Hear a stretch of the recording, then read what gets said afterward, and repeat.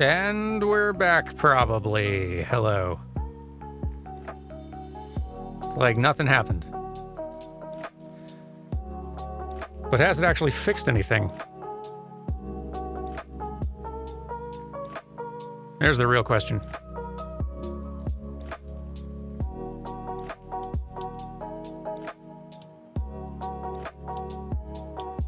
I suppose that's what I get for saying, hey, OBS has been doing a good job.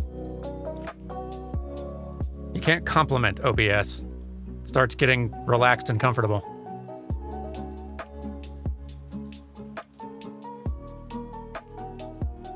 Okay. So if we switch over here, there should, ostensibly, be an audio that starts playing now, and it's not doing it. Hold on. There. I found it. That's better. It's probably very loud. It's a little bit loud.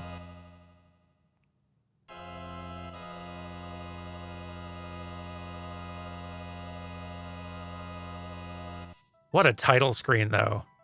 What a title screen. This is not my favorite Final Fantasy game, even by a long shot, but man, 6 has got style.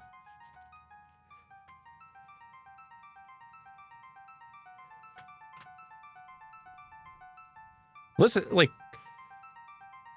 look at what they're doing with this just rad, like, clouds, thunderstorm thing, this background, this art. Like, the vibes of this intro. What Uematsu's doing, what the sprite artists and animators are doing. Look at this.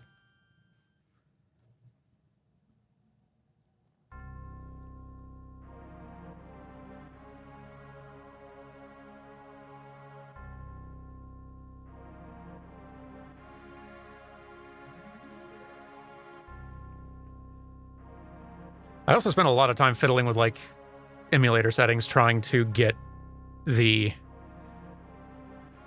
like a perfect blend between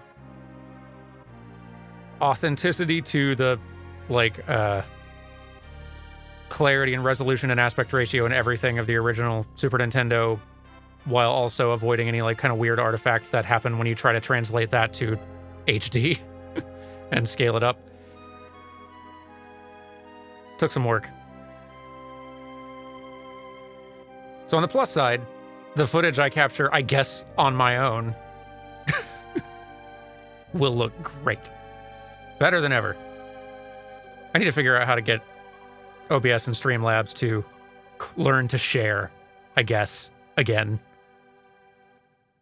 Don't know why they started fighting when I wasn't paying attention.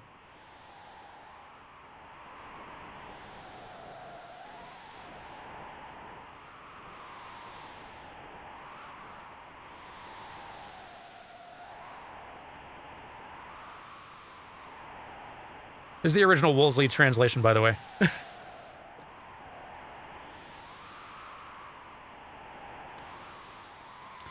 Because in this house, we show Woolsey respect.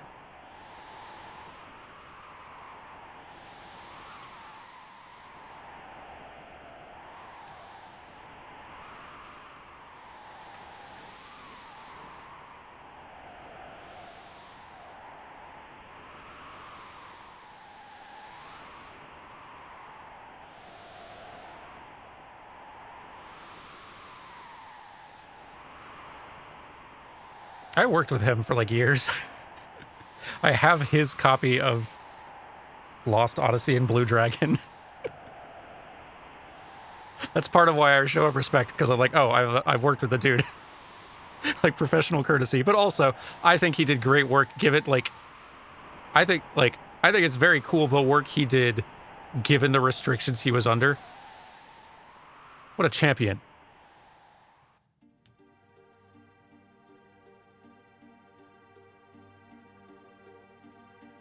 Look at this, though.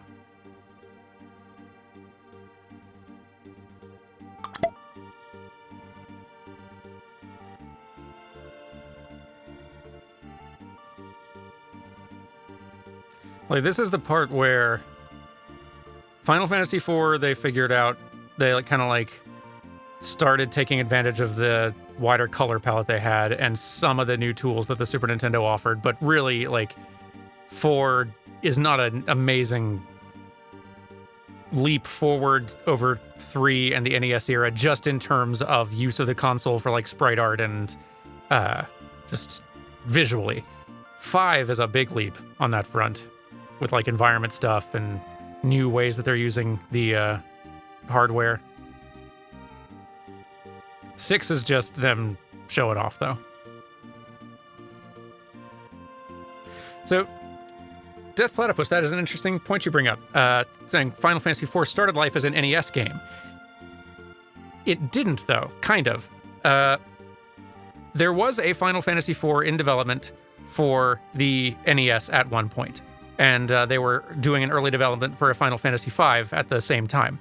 At a certain point, though, they decided to just can that NES version of Final Fantasy IV and take that Final Fantasy V they were making and just shift it back a bit and make it and call it Final Fantasy IV. So the Final Fantasy IV we got was, from the ground up, a Super Nintendo title. But though they did say that they pulled in some of their ideas that they'd been messing around with in the NES version and kind of brought some of those ideas forward when they started taking the Final Fantasy IV we got into full production. It's amazing, like, how much of development history of these early games is... There's still so much of it that is just sort of like rumor, and I should actually start the game.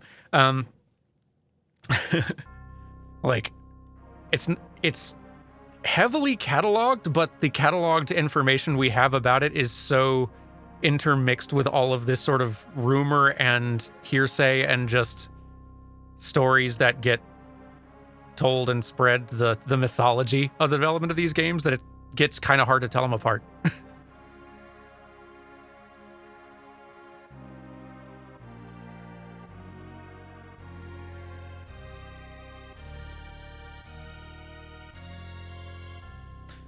Like, back to that Final Fantasy IV and the NES version and all that, I would completely, like, if I had found out that, in fact, Final Fantasy IV did start out life as an NES game, I'd believe it, because, like Narrator Way says, it looks like an NES game that's gotten, like, a pixel overhaul. It looks like a Super Nintendo port of an NES game where they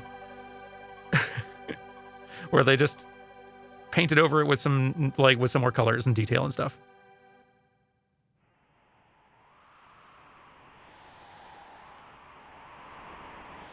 It's amazing how many, I guess it's not amazing, it's just stuff that happens. Just because game development is just not documented nearly as much as like film production and stuff like that. All the rumors about it just eventually over time, gracious. Thank you, Yahuwah, for 10 gifted subs. Gracious. Thank you very much. Enjoy the emotes, everyone.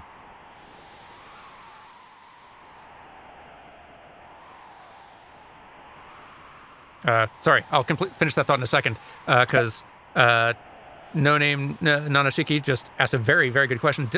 Don't the NES and the Super Nintendo have the same resolution? It's just increased, like, color and sprite count? They don't. The Super Nintendo is lower resolution than the NES. Not by a lot, just by a small vertical amount. But it has, like, God, how many times the number of colors that the NES does? So many? Way more. And that makes all the difference. It is bonkers to actually realize that, wow, technically the Super Nintendo is lower resolution than the NES. Retro graphics, man, they're interesting.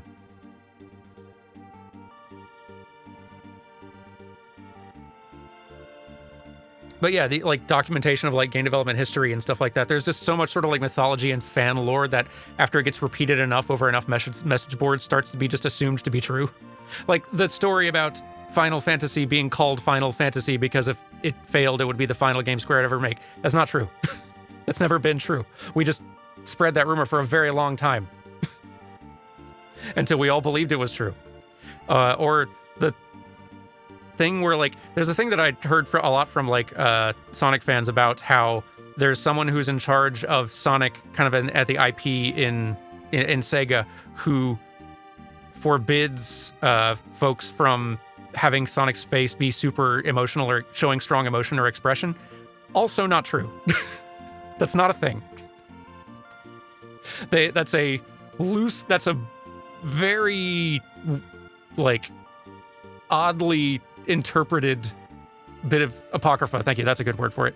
Oddly interpreted bit of apocrypha from an interview about a note that a kind of rogue Sonic comic artist was given about some of the panels in their art, and they were good notes, frankly, because I'll be honest, the face expressions aren't the problem with those comics, but the face expressions are also a bit much.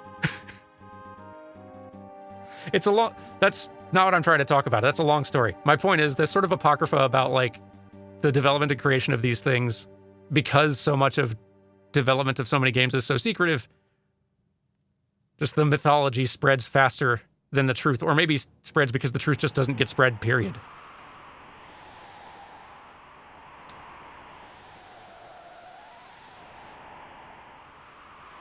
Yeah! Thanks, Sonic. Hey, thanks also for the 10 months. Wally, I almost didn't see. Like when people say Nintendo owns Pokemon? Well, technically they do, kind of. Pokemon Company is a kind of conglomerate thing is like an additional business entity that exists as a shared thing between, like, Nintendo and Game Freak. So, like, Nintendo essentially owns Pokemon. They're sort of the same.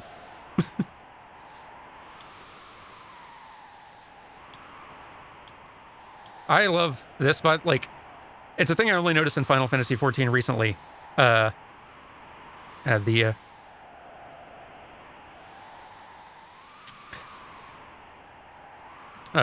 in Final Fantasy XIV, like, has Magitek armor suits that both resemble this that you're looking right now, but also Magitek armor from, like, the box art of 6, which is much more Amano-y and, like, curvy and spiky and stuff.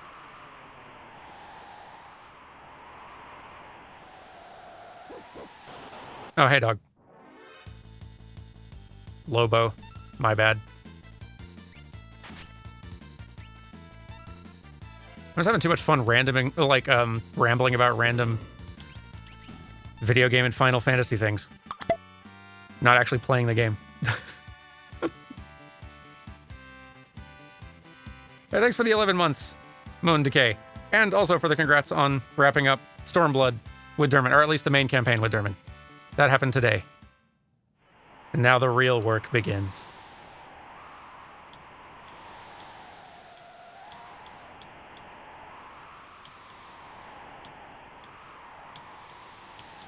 I don't fit in here, do I? I don't. Almost, though.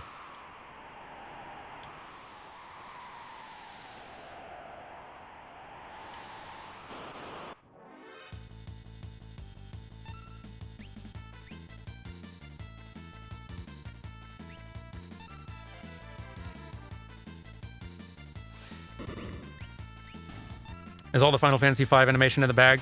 Now that we're moving on to Final Fantasy VI? Not really. I just decided to test this with 6 since I needed to record, since I'm now recording 5 stuff again on my own with better quality. Except using cheats this time because, goodness, I've played through this game for footage like 3 times now.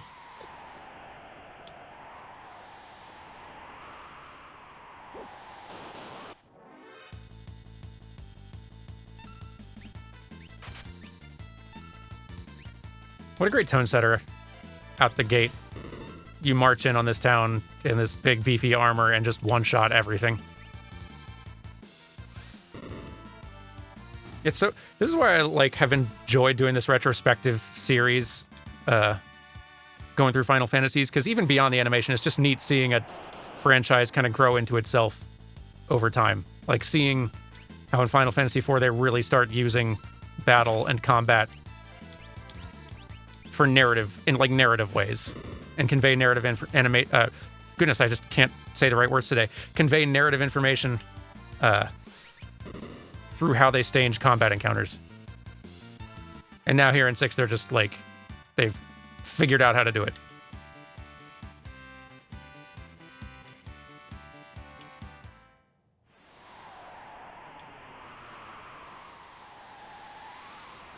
Has my, hang on, don't scroll away from me, chat.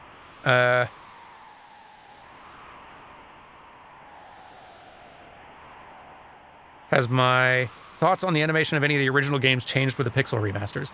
If anything, the pixel remasters have given me some added, like, appreciation for the original stuff. I don't love how the pixel remasters look, and it's not necessarily because of the animation or the character sprite work, because a lot of the character sprite work is quite nice. It's mostly just that there's a lack of cohesion in just a lack of aesthetic cohesion overall in the pixel remasters that I don't love. The way the character sprites and background art and music and all, like, it just doesn't fit together in a way that I 100% love.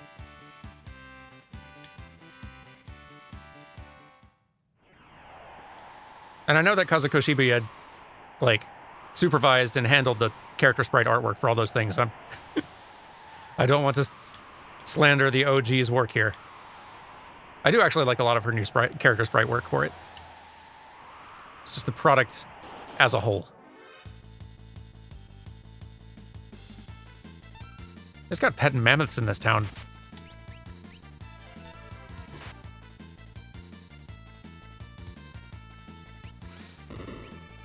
There's a lot that is great about the pixel remasters, though. I expect if and when eventually retro Final Fantasies show up on Playframe for a proper, just story-focused playthrough, pixel remasters will probably be what I do. In part for having better, up-to-date, like, localizations and translations and stuff. In part for having sort of some of the quality of life, like gameplay, speed, grinding type stuff that you can do as well. Quality of life is nice. But yeah, the aesthetic cohesion of these in their original form, though, is hard to beat.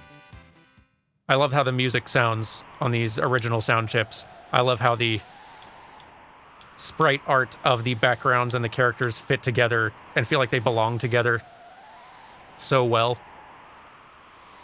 in the original form. I love these fonts.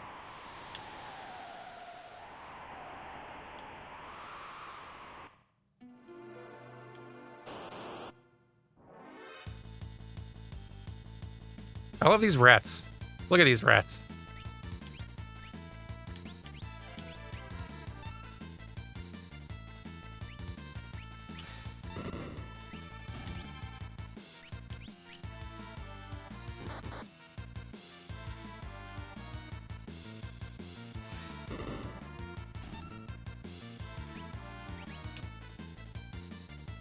Are the rats okay? Not anymore. And arguably not before either. They didn't look okay.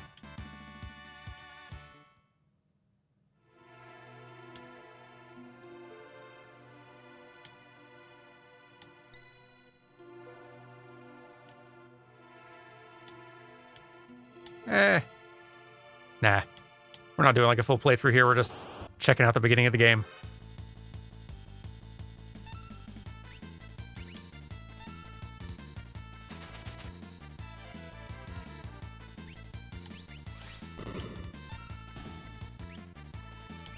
It's just a Repo Man, isn't it? Yeah, this is rats and Repo Men.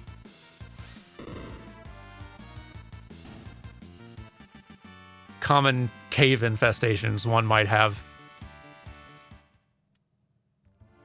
in this fantasy world.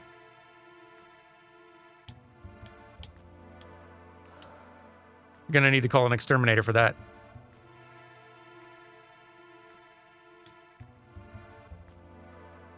There's no way they're called Repo Men in Japanese. That's gotta be a Woolsey original, right?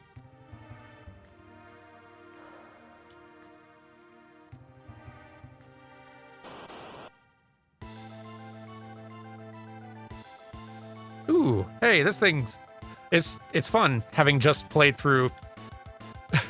having just played through Stormblood, because so many of Stormblood's enemies are designs pulled right out of Final Fantasy V and 6. And so I'm now like, I'm seeing a lot of familiar faces. Hey, thanks for the 11 months, Dashkal.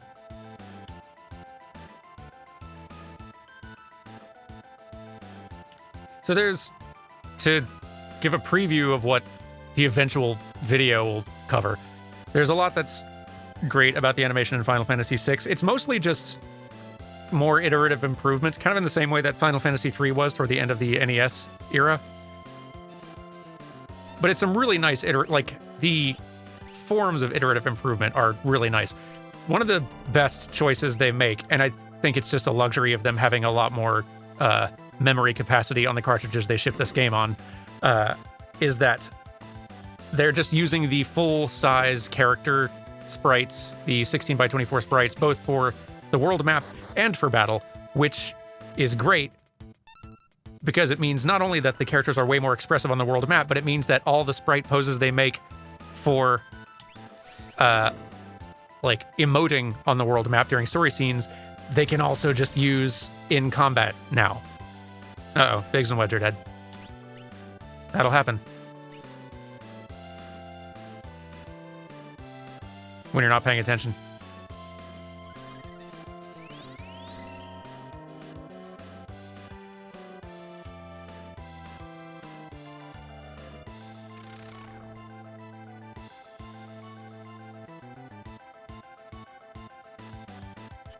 Slime.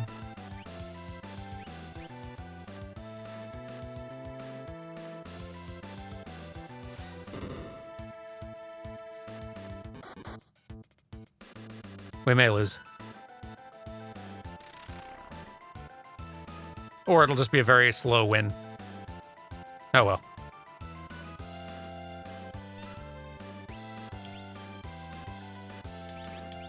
Heal Force. I don't think it's going to work on those guys.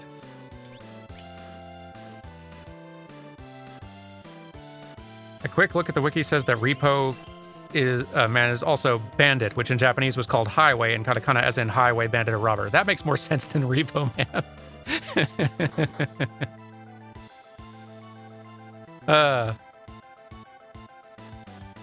That's great. I like it. But if I do Heal Force on one of these two, it's probably not going to raise them, huh?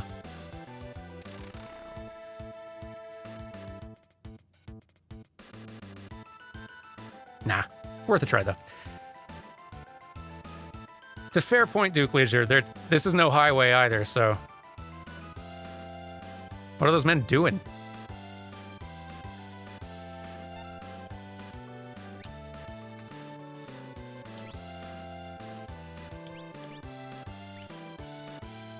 Come on, poke your head out here.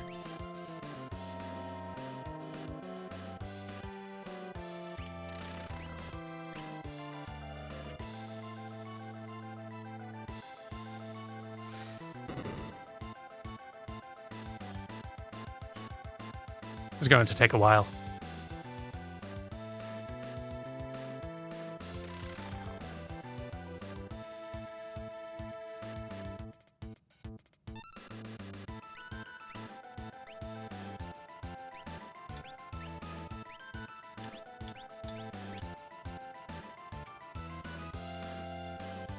Fine chance for a stretch and a hydrate, I suppose. Thanks for those reminders a while ago.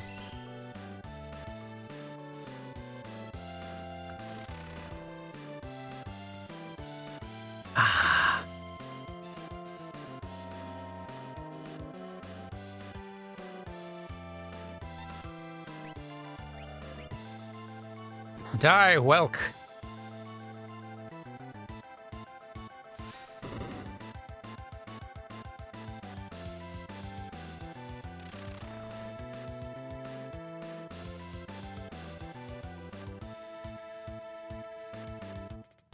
Boy, just like fighting a snail in real life, huh?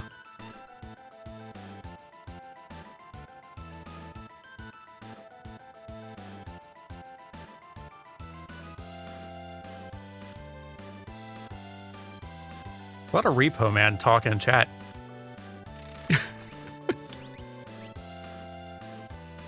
Mostly folks just explaining what Repo Men are.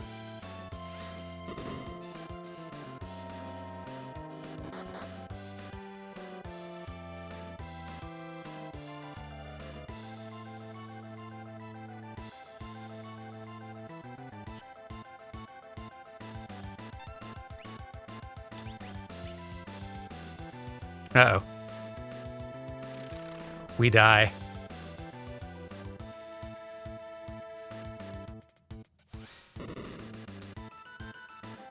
Although maybe that'll just save us some time.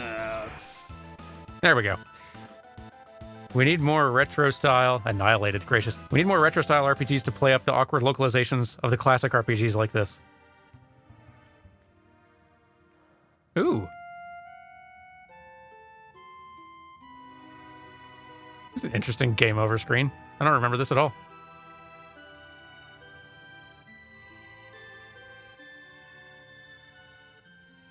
Weird. Oh, that's new. Fine, we get to see the cool intro again.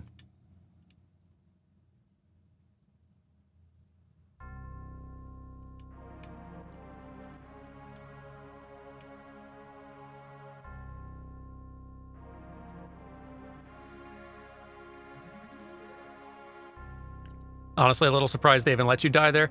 Yeah, it's like, that's not something that they would do releasing it today. To be fair, they handhold you in that fight and tell you exactly what to do, and I was too busy talking about some other thing and just hitting, just spamming the attack button. So, really is quite my fault.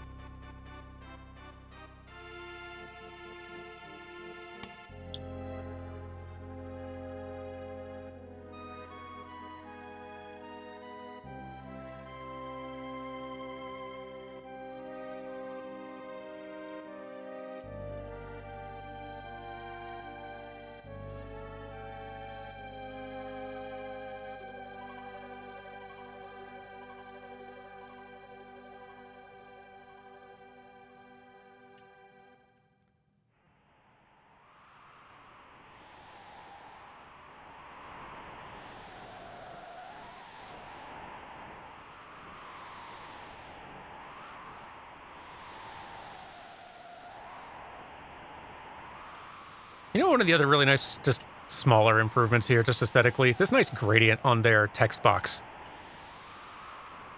It's not a thing the previous Final Fantasies had had. And it looks real nice.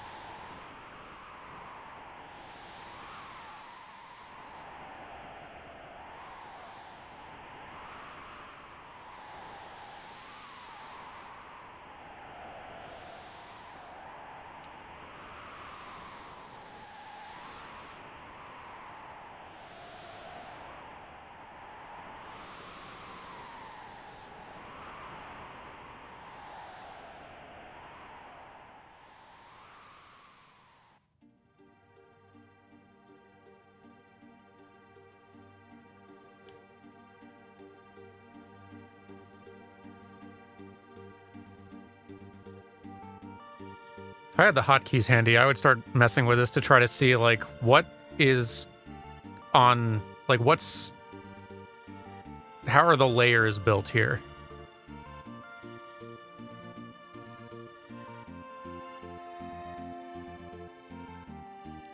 Because they've only got 4 to work with. So what I think, if I remember correctly, this sort of mode 7 ground you're seeing, that's one layer element. The gradient layered over it is another one. No, they've definitely got more than like 4 things going on here. Like, I don't know what exactly is on the sprite layer. I guess even sprite layers could kind of be like have kind of like their own layer hierarchy. So the snow stuff, the text popping up.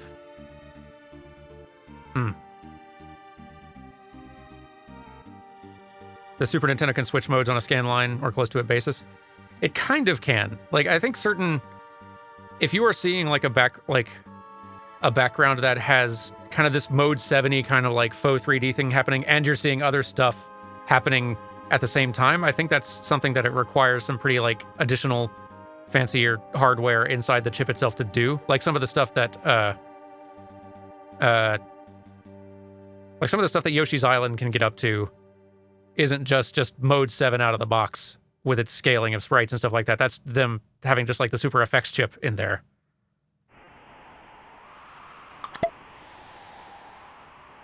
There's definitely a ceiling on my understanding of like Super Nintendo graphics. I learned what I could, but you hit that point where, like, that threshold where it's like, okay, I'm getting out of my depth now.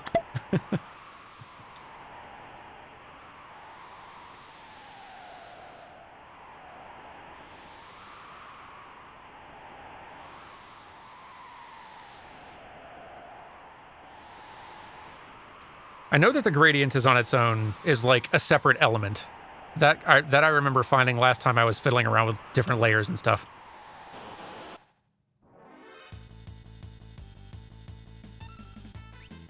Let's pay a little more attention this time.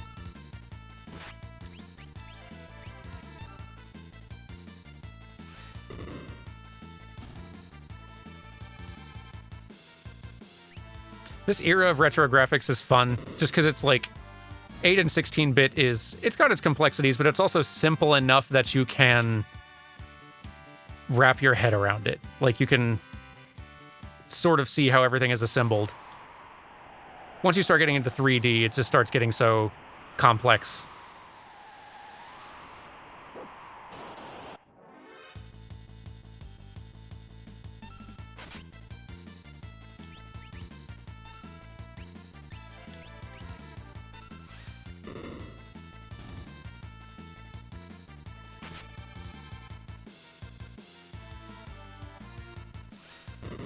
Oh, hey, thanks for the 10 months, Shitaro. Almost didn't see it. And the 11 months, Naruhoodie. How goes the tech test? Not great. Well, I mean, good in that we found a problem. And now we're just playing 6 for fun. It wasn't the problem I was looking for. It's technically a bigger one, but now I know it's a problem and I'll look into it. So, successful tech test.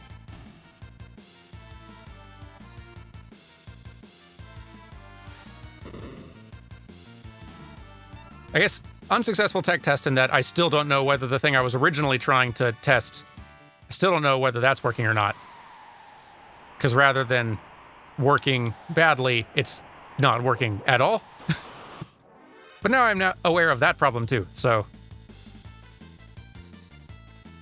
that's also something.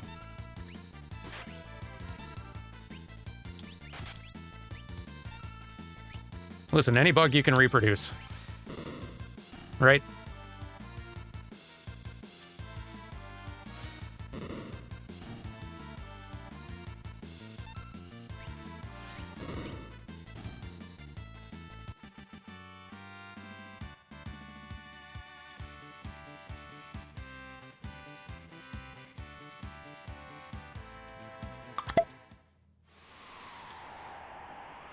Test failed successfully.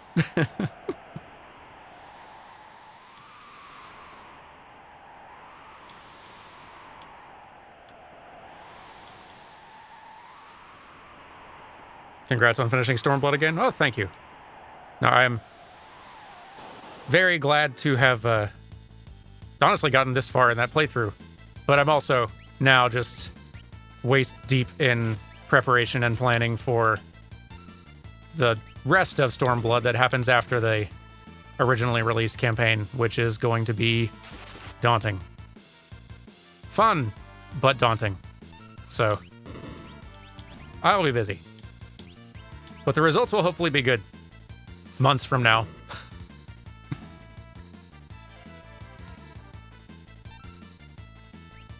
I'm also excited for Shadowbringers. That's also as excited as I am to dig into the rest of the Stormblood stuff. There's Shadowbringers right on the other side of that. And that's the best part.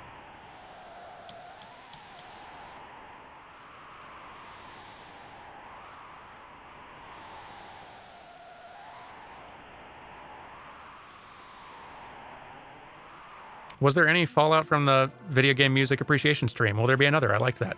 It went without a hitch. I'm surprised. We'll save this time. It went without a hitch. Like, there was no issue with the stream VOD or the YouTube export. Like, it all went fine. I'm not, like, under any illusion that that would be the case every time. I think it really just comes down to what pieces of music get played. But that went a lot better than I thought. So, it is definitely a thing we can totally do again. Well, what nice even just, like, portrait art. I loved that they started doing the portrait art for the characters, starting with 2.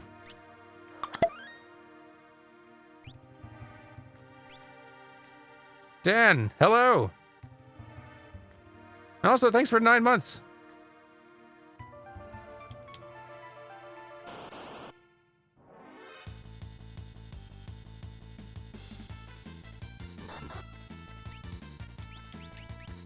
Subscribing to us for 9 months? Are you kidding me? How are you doing?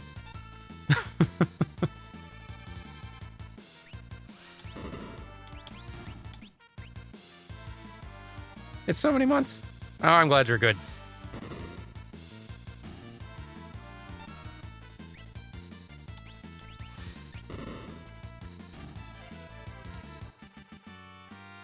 Corinne's visiting her aunt, so I'm all alone playing Pikmin. Hey, how are you liking 4? As a fan of the Pikmins. I've recorded a one-off of it, but that just means I've seen the first hour, which is very little of it. So yeah, okay, so you probably are seeing about the same stuff I have. I'm very curious to hear your thoughts on it later. Yes, please report back next time we catch up.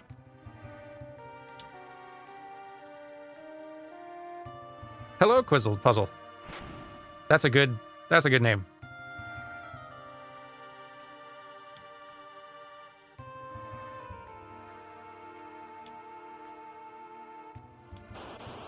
Okay, this time, everyone, we're going to beat the tutorial boss. Like an adult or a competent child would do.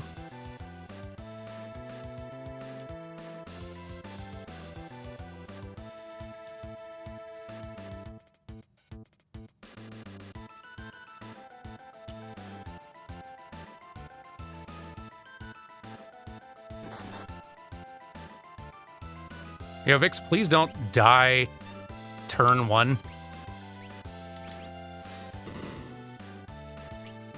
Can you please try to not embarrass me, Vix?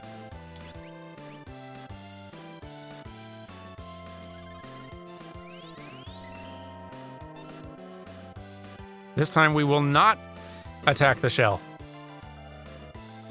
Nor will we use lightning attacks. I don't think that makes a huge difference, but definitely don't attack the shell.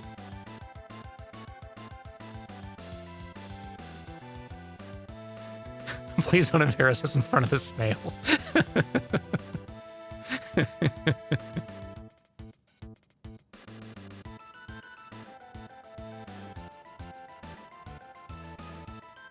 Hey, Petite Plume, sorry, 4 minutes ago. You thank you for the for subscribing for 6 months in a row. And Wicker Guide, goodness, 9 months in a row. I read your thing, but didn't thank you. My bad.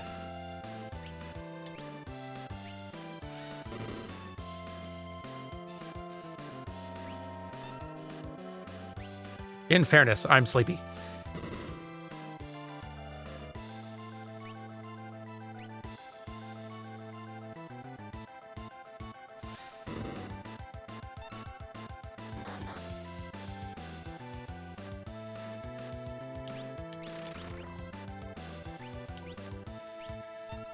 This works way better when you follow instructions. Would recommend.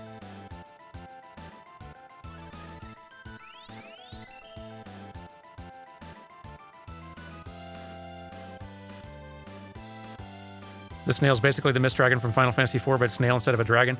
Having now played a lot of these in a row, I realized that the first boss, like, that seems to be sort of a Final Fantasy trend. Not all the time, but very often, the first kind of boss you deal with, their mechanic is sometimes they put up a defense, don't attack them during that time. Final Fantasy VII does it, 5 does it, 6 does it, 4 does it.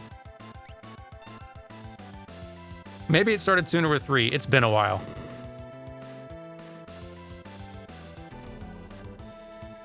What the heck was that? Oh. I hadn't noticed the animation for that attack yet, and it's upsetting.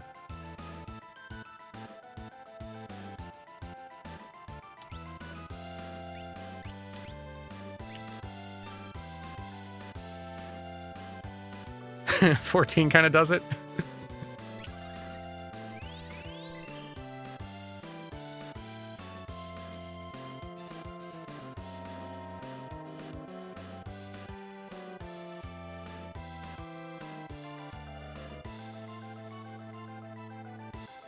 That is kind of the interesting thing. Like, it's not really great tutorialization, is it? Having the boss that, like, hides and don't counterattack. Because, sure, it's like teaching you, like, hey, there can be some more complexity to boss fights than just attack them, like, full tilt willy-nilly. Which, okay, that's fine. Good. But,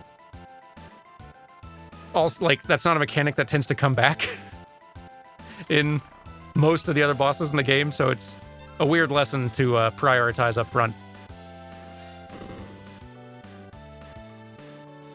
I guess it works in Chrono Trigger. Chrono Trigger has a lot of bosses that do that.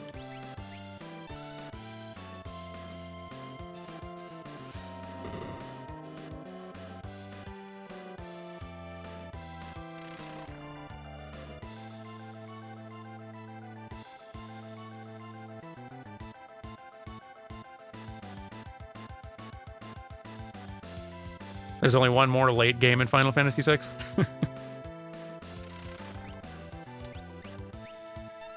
It really would be weird if there was no other boss in the game that worked this way. There we go. The Pikmin ride the dog too. The dog is good. I've not gotten very far, but I got far enough to decide that the dog's definitely good.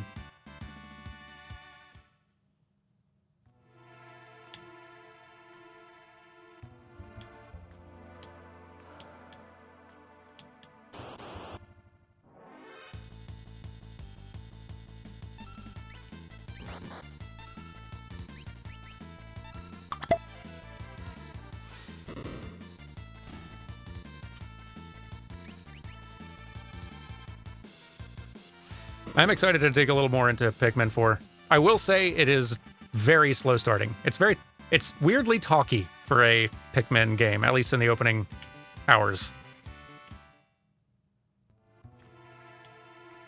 I recorded a one-off, but it kind of felt like I did not get very far at all.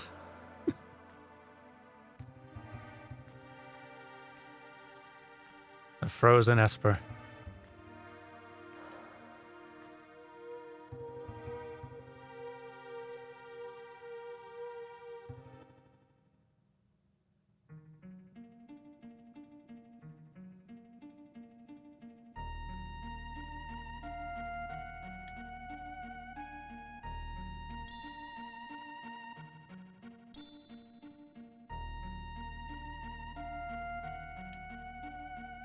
Such good, mysterious vibes. Did this Esper icon summon monster show up in other Final Fantasies? I don't remember, like, Tritalk or Treetalk or whatever it is. It's a really cool design.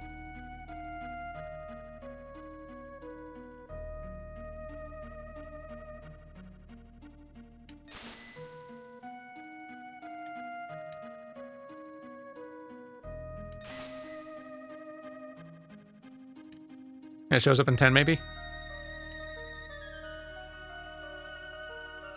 Its name probably did change in later translations.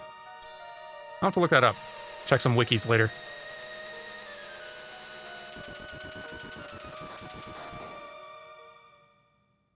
That is true. 6 did have, like, a lot of espers and creatures and stuff that don't show up later, which is kind of cool. I mean, I love seeing the familiar faces, but it's also neat seeing a Final Fantasy have some just really unique designs of its own that are more, like, stands out more that way.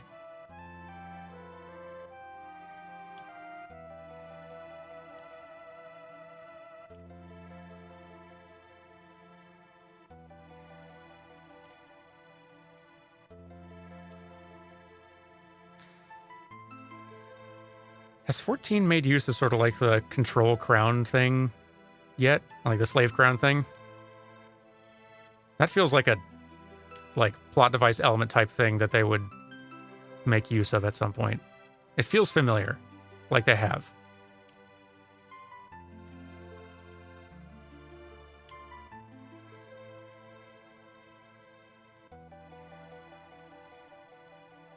Yeah, if the if that Esper was originally called Vala Garmanda, then yeah, he probably did have to shorten it quite a bit.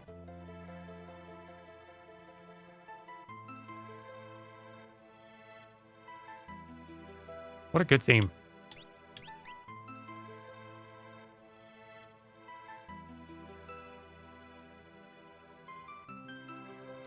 One other thing that's cool about the character animation in 6 that is not really present in 5. 5 is where, like, the quantity of emote animations, like, really blows up. They really lean way more into that, and that's great. 6 is where characters start emoting in different ways, and that's a really, like, that actually starts making a major difference. And certain characters certain characters clearly use certain emotes way more than other ones, and it kind of ends up creating a sense of, like, different performance and personality on a lot of them. Like the kinds of gestures that Locke uses and the kinds of gestures that Terra uses within the first hour, there's a pretty heavy, like, skew in which ones the two of them are using, and it makes Terra feel way more melancholy, because she is, and Locke feel way more, like, upbeat and roguish, because he is.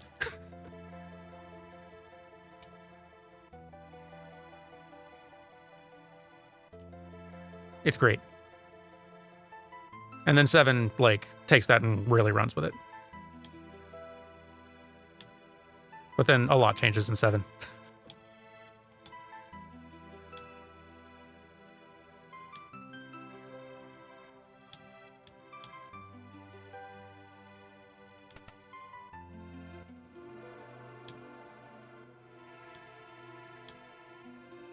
Look at that, like, just that cool, like, just machine, just the pulley type stuff going on back there.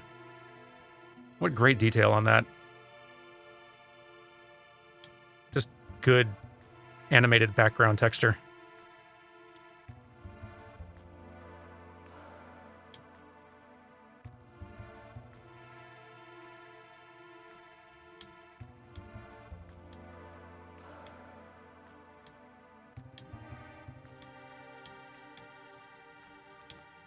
All right, I'll use it.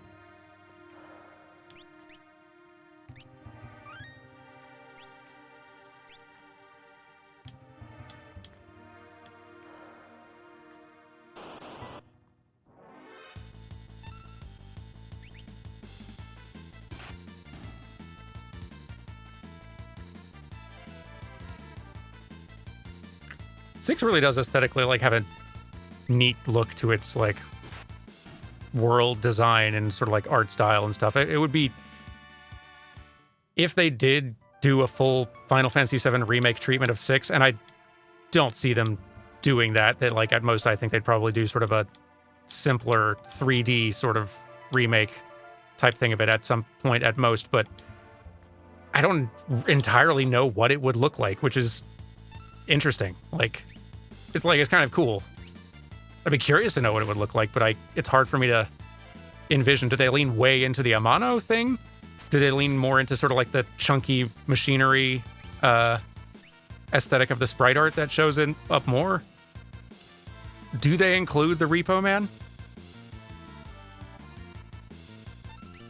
I'll tell you, Final Fantasy VII Remake would include Repo Man. Final Fantasy VII Remake would make Repo Man a, like, huge boss, Hell House style. Final Fantasy VII Remake would celebrate Repo Man. There's the final dungeon of Final Fantasy VII Original does have an enemy that is literally just a water heater. And it attacks you by falling on you. And I guarantee you it's going to be in the remake someday. There's no way it won't be. I can't believe it's so stupid. I don't know why they made that joke into me and put it in their final dungeon stretch.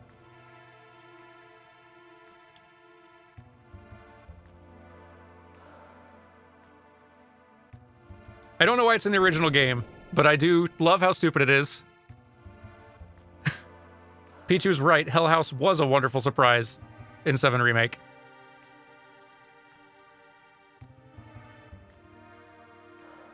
Oh, we fainted.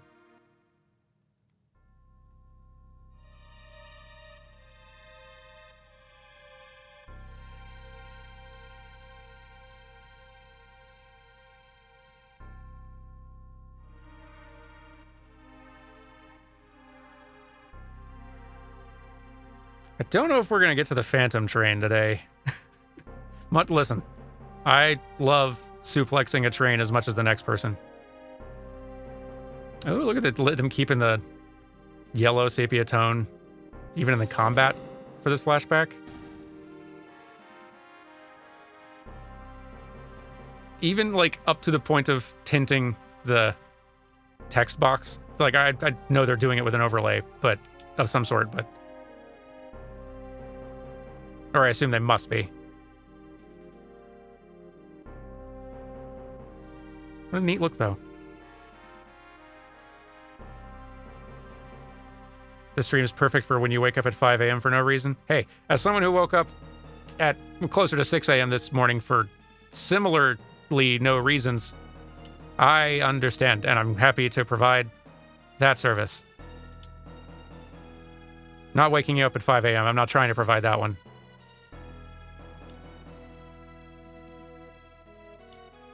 Not even really sure how I'd go about it if I was trying to do that. But sorry you're awake. But happy you're here?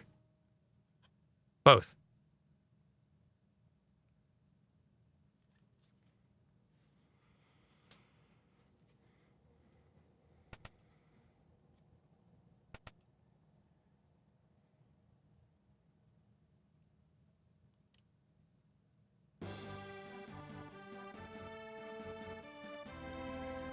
And here's Locke. Locke will be playing the role of our, I guess, Thancred equivalent this evening.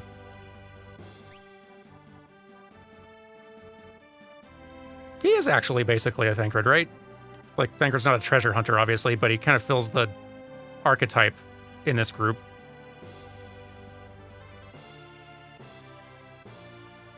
Sort of tragic caretaker figure.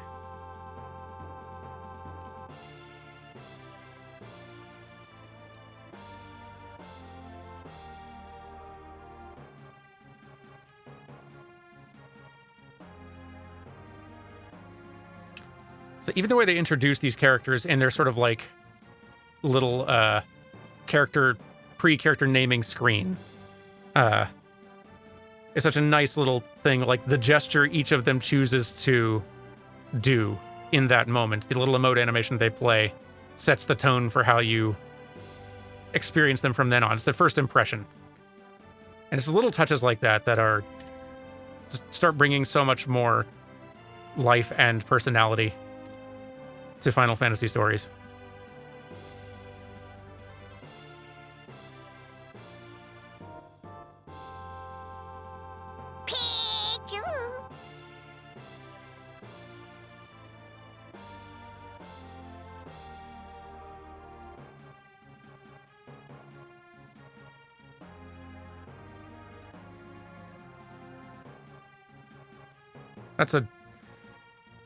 It's amazing how much Pichu can say using so few syllables.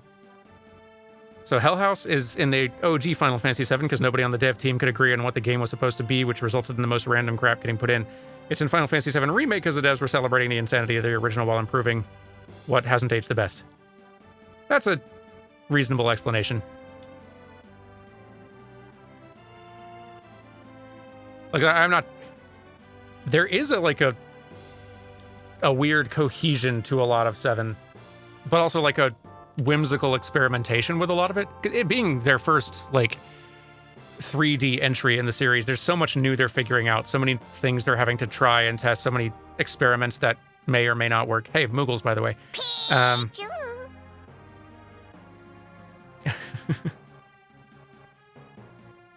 Hey, Moogle. We're going to do a mini game now, and I'm going to pay attention to instructions, because lesson learned.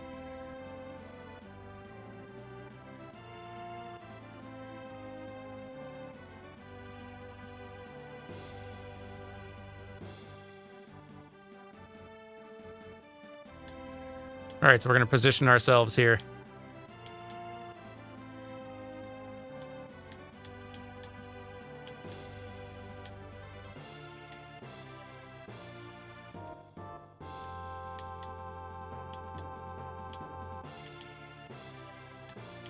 Haha!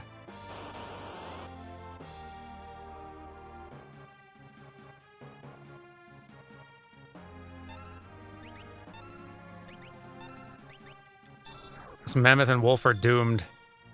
They're about to get piranha swarmed by a bunch of little Moogles. They're fierce in a pack.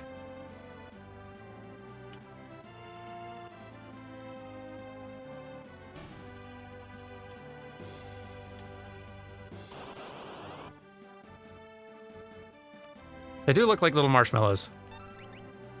That's how they get you.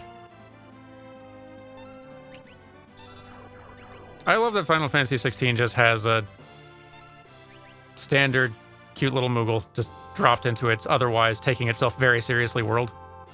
It's a little bit of that, like, I feel like 16 could use a little bit more of that silliness.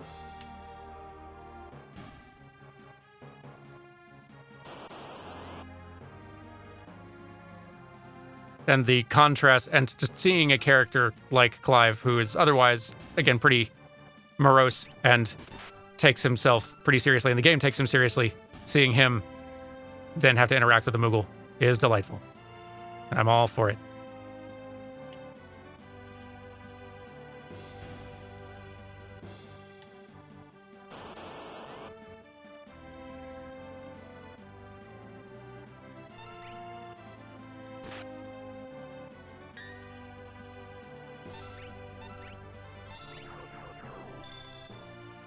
Have I gotten far enough that you can interact with the Moogle past that one little introduction scene? I think I've gotten far enough to where I think I have an idea of what the Moogle will do. I don't think I've like actually unlocked that feature, but I now have a sense of, and I got an idea. To be as vague as I can about it.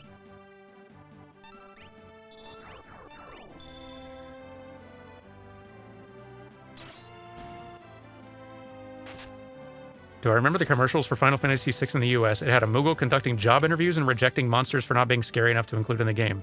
That's wonderful, and that must have been so baffling to a North American audience where Final Fantasy was still quite niche.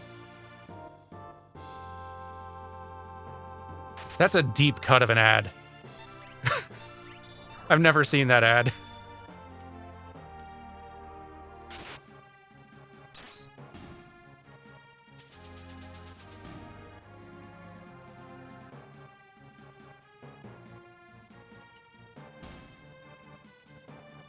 That's pretty wonderful, though. Do we beat everything? Almost? I'm just going to keep going if you don't mind. No? Okay.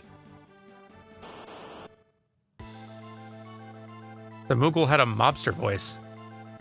Interesting. Well, that Moogle is very near dead. That one is dead. Some of you may die, but that is a sacrifice that I am going to have to accept.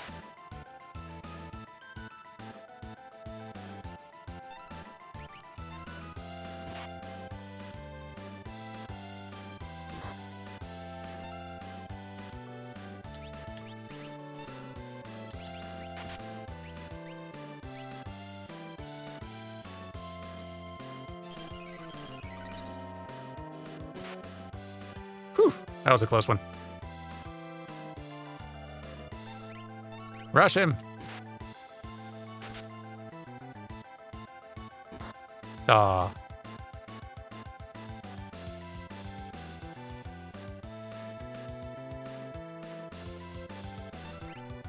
I'm too sleepy and not paying attention to play Final Fantasy VI right now.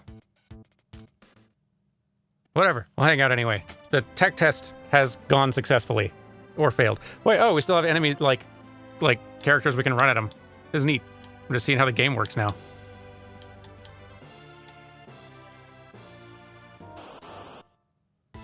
Avenge your fallen comrades. And also one of the, player characters.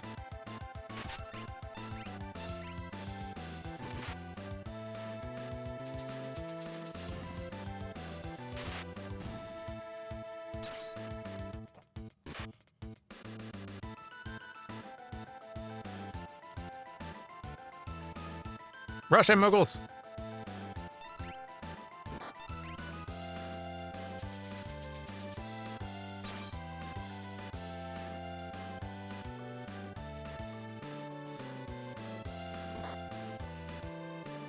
I don't think the Moogle rush strategy is going quite as smoothly as you'd think it might.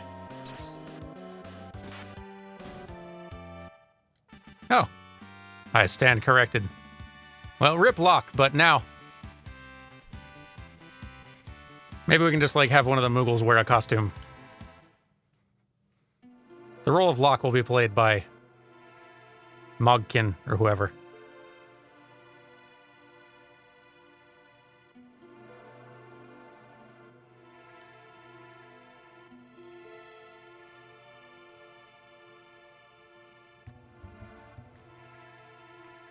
Oops, all Moogles edition of Final Fantasy VI.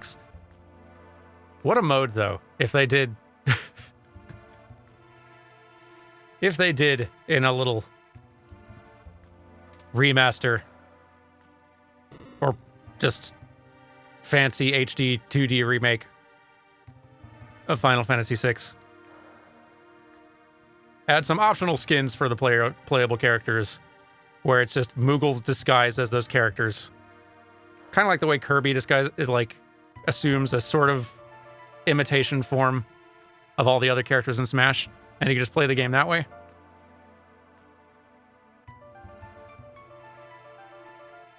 I'd be down for it. See, Final Fantasy X-2 is about the closest you can get to that kind of experience, which is why X-2 is very good.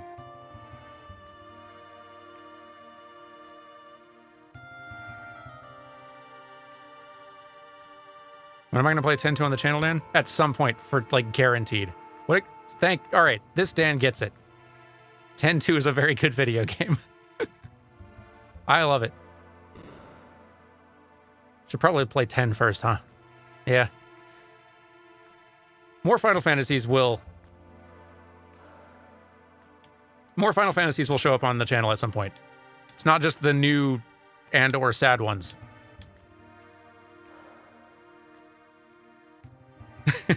I actually don't know Jones's opinion on X-2. I don't know if he's played it. We'll have to, like, Dan bully him into playing it. I'm pretty sure he's played 10. You never played? Oh, Dan! The other Dan's also here. All three Dans are here! Hooray! Oh, you never played... Dan, you've played 10, though, yeah?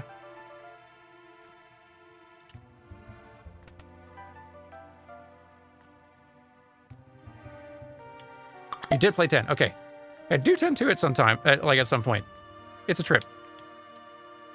And also, it's like, combat system is rad.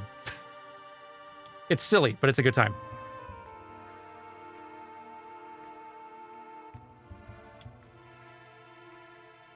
Lulu's in it, just not playable. Which, yes, I do agree.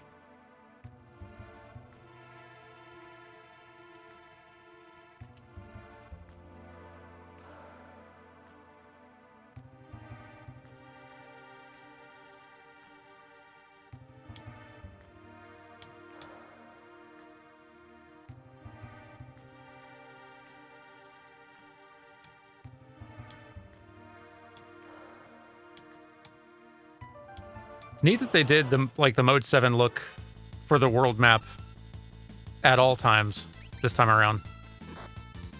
Not just when you're flying. And when you're flying, it's like extra Mode 7. It goes from kind of Mode 7 to very Mode 7.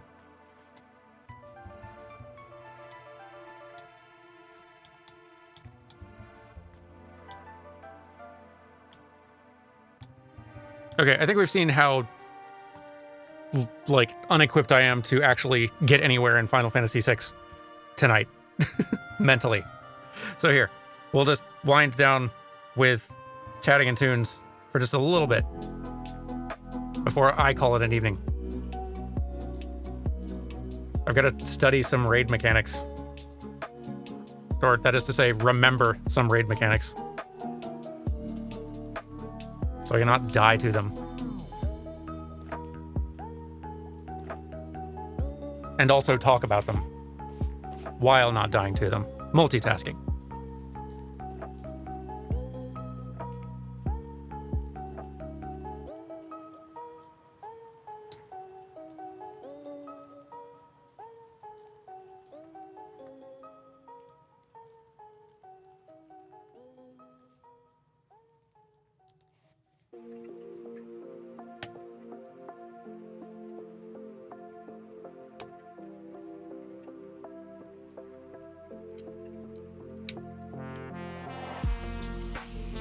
I bet I missed some things while I was... Yep. Thank you for the 11 months, Edges Everywhere. Very much appreciated. And the 11 months, Arimnon. Goodness, I missed that one a ways back.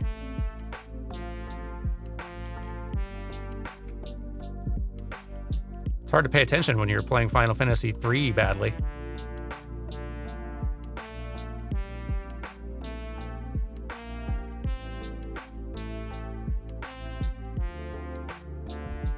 This is very chill and good music.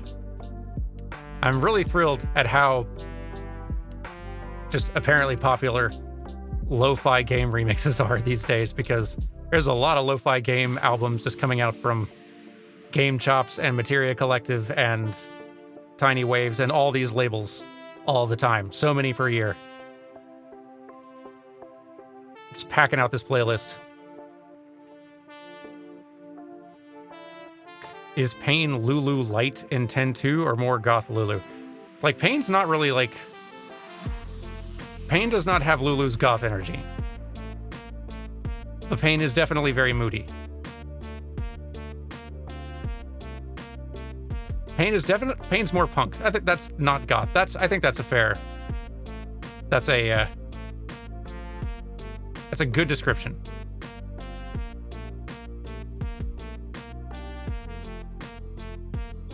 A sort of quiet, standoffish punk.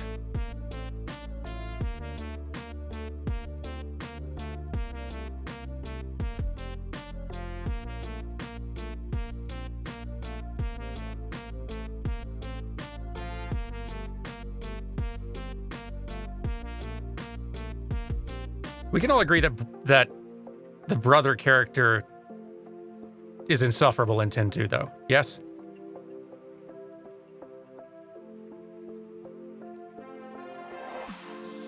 Like, we're having a lot of fun here, but let's... Okay, good. I'm not... Like, I'm pretty sure he's meant to be funny. I think they're trying to be funny.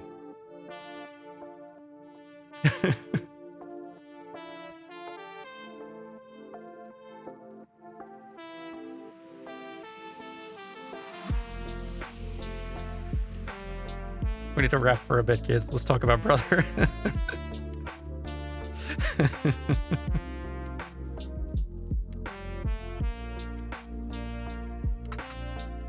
He's not great. But yeah, like, I can definitely...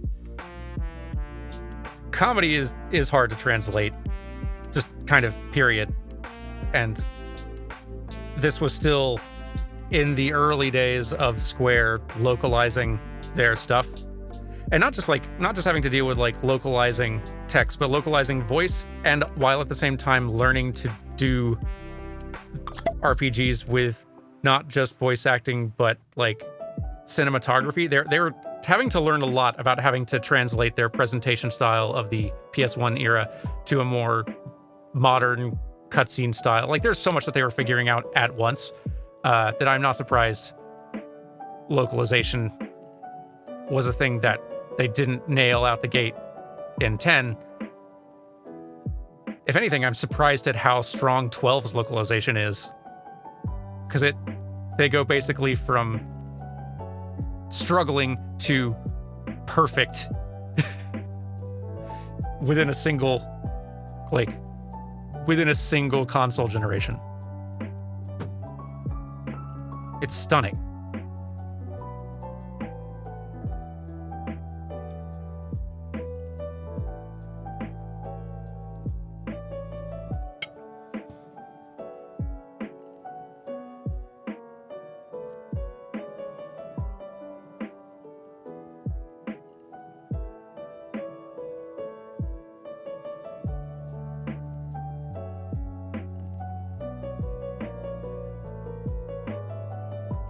What sort of comedy is the most challenging? My layperson guess would be referential and puns. Hey, we have a translator, like person who does like translations and like subtitles and stuff like that for Japanese media in here. Naruhoodie, what's the hardest? It's puns. Puns are hard. It makes sense. Puns would be. Deep cultural relevance also seems like something that, yeah.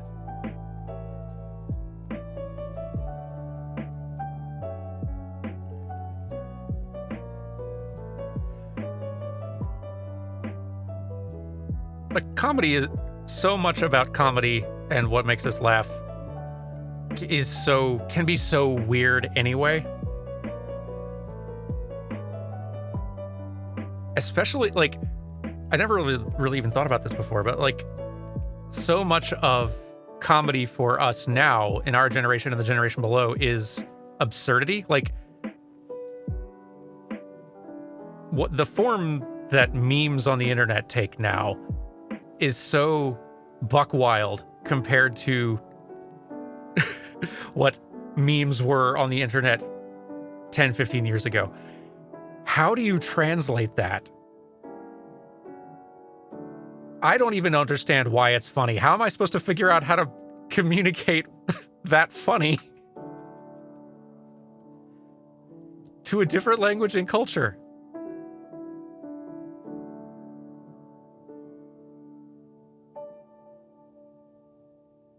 Naruhoodie can tell us. Thank God, because I really am curious now. You just, yeah?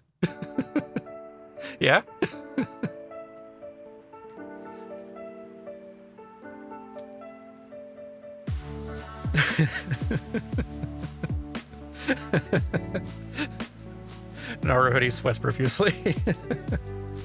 I'm guessing you gotta find like kind of the equivalent. I'm assuming there's no way you can translate that directly unless just something about that comedy just works on both, like it works in both languages, fine. I'm guessing it's gotta be, you find something, a different joke that is the same kind of flavor of weird funny, right? I'm a layperson, I have no experience doing this. This is just my like outsider assumption.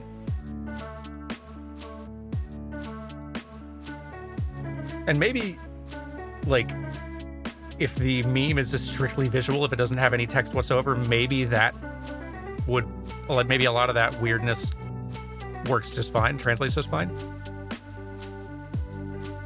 In some series, it works to not localize it. Oh, interesting. To just sort of like play it straight. And not like try to adjust it to the culture, just let it be its original thing. Interesting. We do a lot of researching and referencing. This is really fascinating. Ooh, Dan, I didn't know that there was a localization legends for Undertale.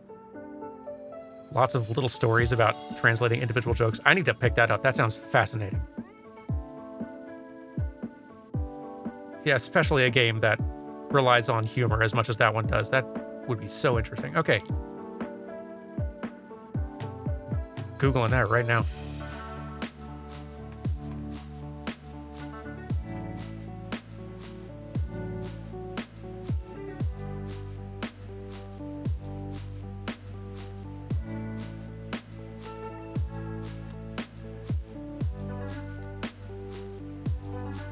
Video game development is like so cool. I don't recommend doing it. What a miserable thing. But hearing about, reading about, it's great every time.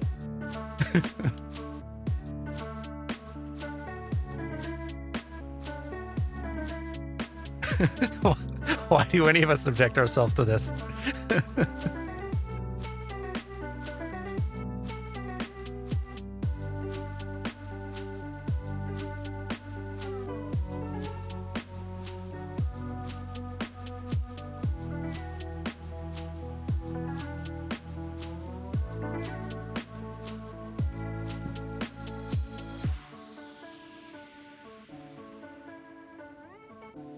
Watching no clip documentaries is 100% better than actually doing the work. I recommend that choice every time. 10 times out of 10. If you have the choice between making a video game and watching a no-clip documentary, for the love of God, choose the documentary.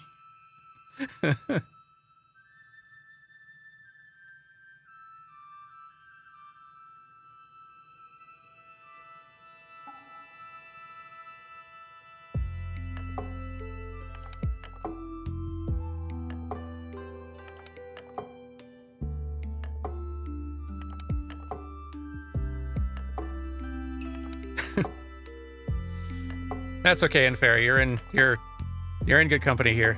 Quite a few of us have chosen wrong. That's okay.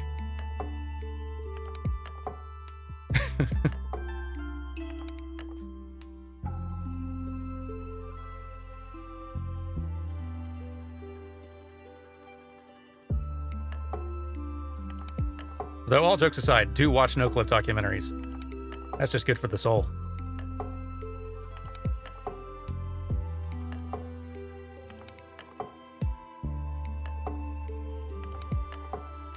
Also, watch... Like, I'll never stop recommending the documentary series on the development of Psychonauts 2. That should be required viewing for anybody who has any interest whatsoever in game development. Anybody who wants to work in games, anybody who wants to write about games or the game industry, anyone who wants to talk about the game industry or game development on the internet should have to prove they've watched that first. It is the best condensed, like, summation of what the experience of making a video game is like that I've ever seen.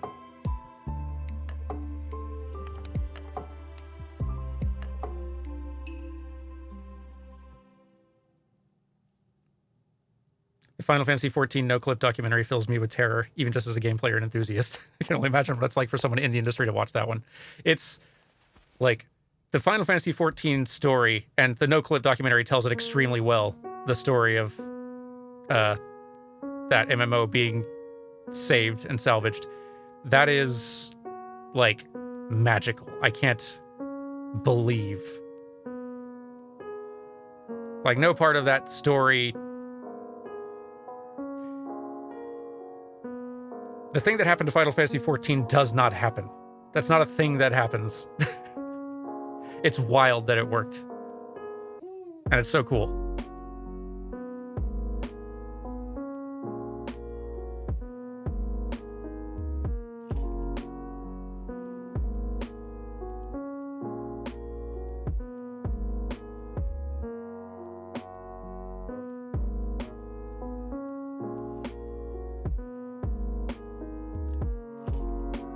I will always respect how bold Square Enix is with their with their big IPs. They swing for the fences and they are willing to go weird. They're willing to make some gutsy choices. And it doesn't always work out, but that risky, wild ideas, given that kind of a huge budget, just doesn't happen that often anymore. And it's, I respect it.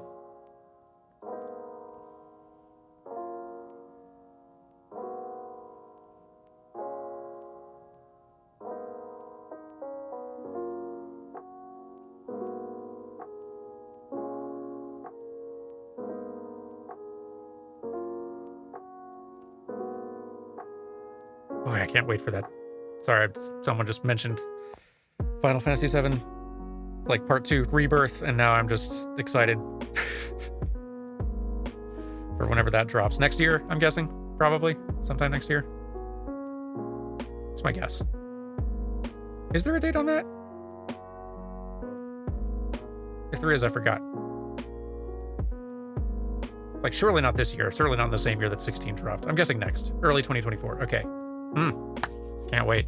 It's not like I'm short on games to play till then, but cannot wait to see what on earth they're planning.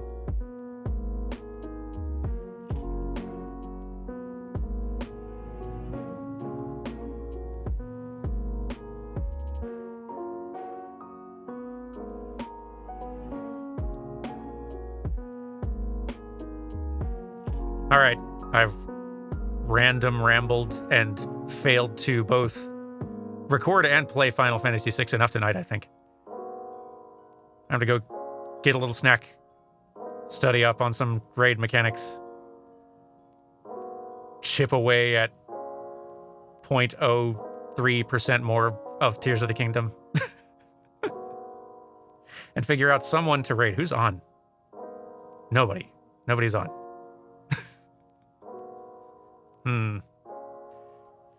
Alas. Guess this is what I get for streaming at 10 p.m. Pacific.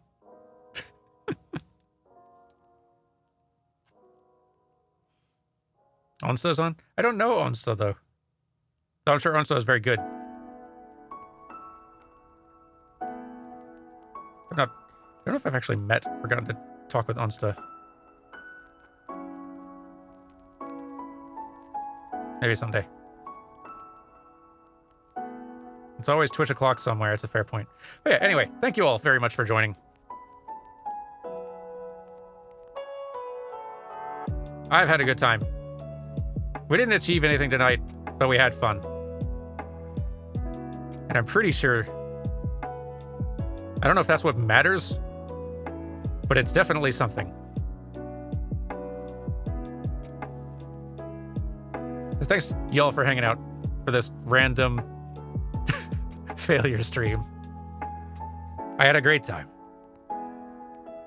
Y'all have a good evening. Or morning.